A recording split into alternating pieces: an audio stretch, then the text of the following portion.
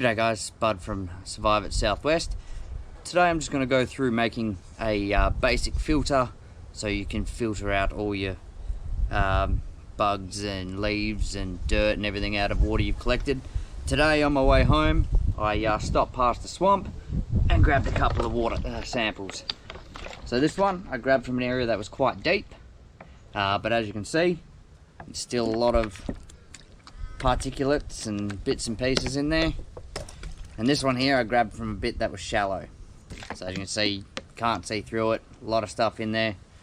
I think there's even a bug in there. Yep, there's a little bug swimming around in there. So what I'm going to do now is going to teach you how to make a quick filter on the fly, so we can filter that, get that as clean as we can, so we can boil it and drink it. Stay tuned.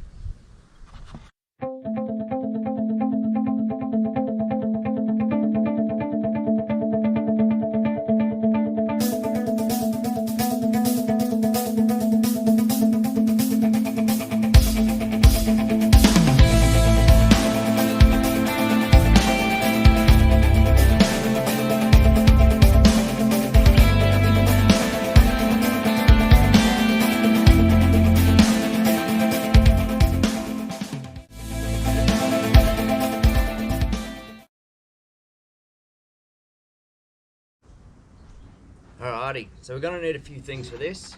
We're going to need some charcoal, we're going to need some sand, and we're going to need some pebbles or rocks or gravel, whatever you can really find. This will work with just charcoal and sand. You don't need the rocks. The rocks just filter out a lot of the larger sort of leafy bits and pieces and stop your sand getting clogged, just to allow that water flow. So it's not imperative you have the rocks, but if you do, then that's good.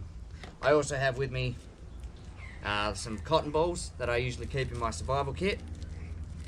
Okay, these make a really great tinder for when you're trying to light a fire, so I always keep a little packet of cotton balls. They're also good for first aid. Right, so what we first need is we need a container for our filter. Okay, so we need to start by cutting the end off that.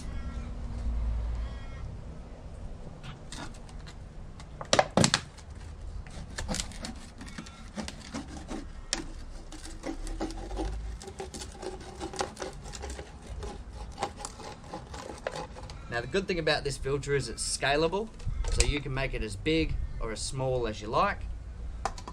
Alright, so we have our basic funnel for our filter. I'll just put that in there for now. Also need to poke some holes in the lid, otherwise we're not going to get any water out of that. So let's get on with that.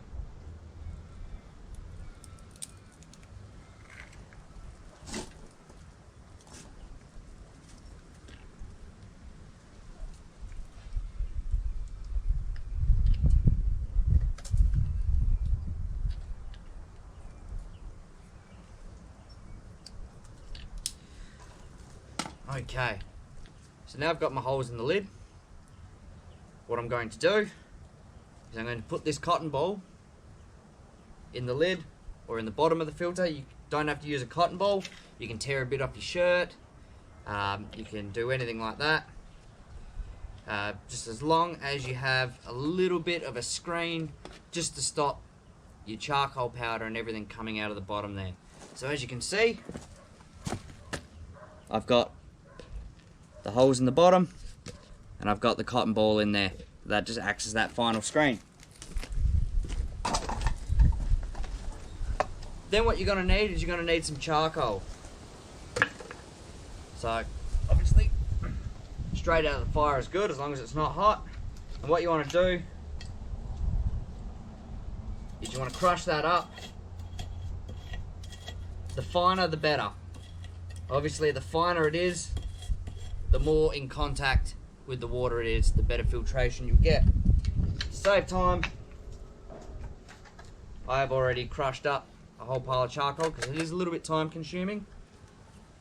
Okay, so what we want to do is put that in there. Just wait for that to settle. Alright, So what I've got, my filter, my charcoal powder in the bottom. Now I've ground mine up to be quite a fine powder. There are some larger bits in there, but that doesn't really matter. As I said, the finer the better. The finer it is, the more contact it has with the water, the better filtration you're going to get. So that's what I've got in there.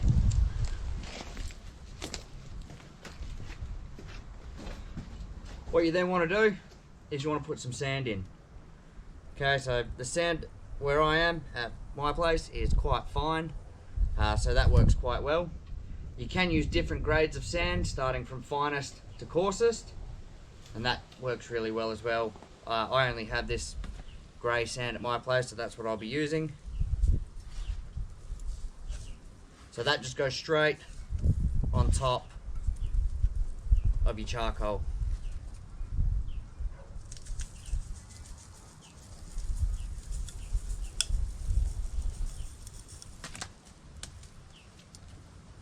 Alright, and then what we want to do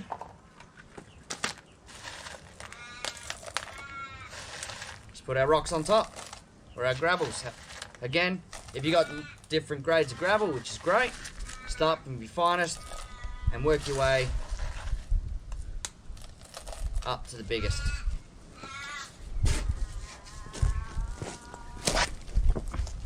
So what we got here, I've got my rocks, I've got my sand, and I've got my charcoal. So water's going to go down in here. All the larger bits, like all the leaves and everything, they're all going to be caught by the rocks, which are then going to flow down into the sand.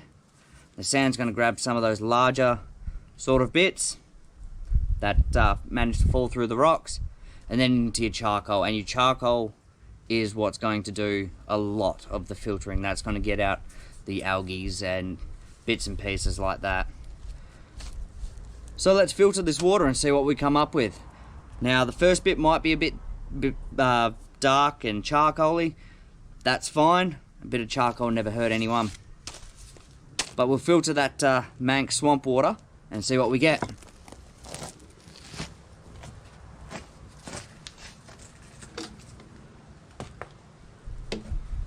Normally I would just filter it straight into the container I'm going to boil it in, but just so you guys can see it, I'm going to filter it into another clear bottle. So we'll start with the cleaner one first.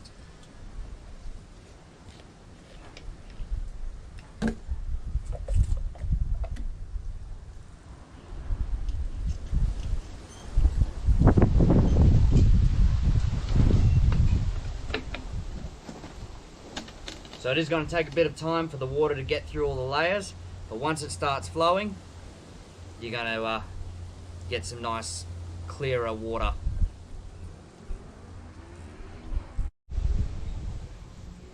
Alrighty guys, just checking in on how our filter is going.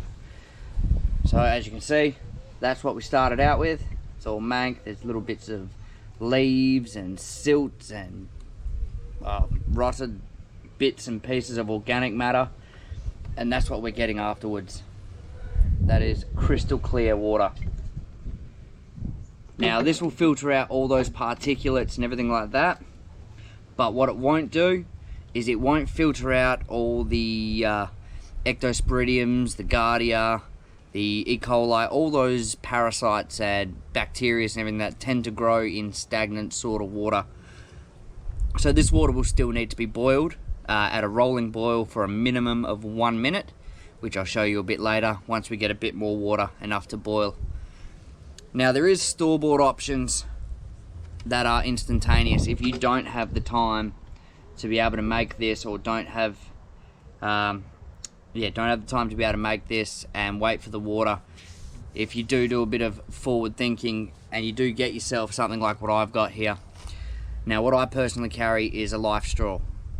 Now this life straw will filter out all that muck and everything you see floating around, but it will also filter out all the biological things in there as well. So all your bacterias, all your parasites, everything like that.